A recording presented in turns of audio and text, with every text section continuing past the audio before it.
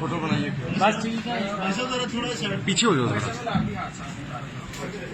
ये जो मुसलमान भाई हैं उनके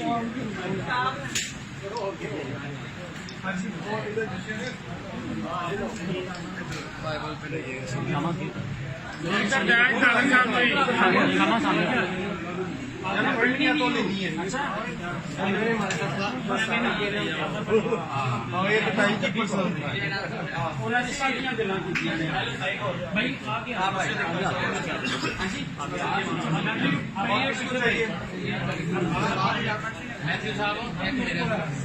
रेफरेंस बाइबल नहीं मैं देनी वो भी चाहिए सही गल है चलो भी चलो मैं ਤੁਹਾਨੂੰ ਤਸਵੀਰ ਵੀ ਦਿਖਾਣੀ ਪਊਗੀ मैं पढ़न के तो बहुत समझ आएगी।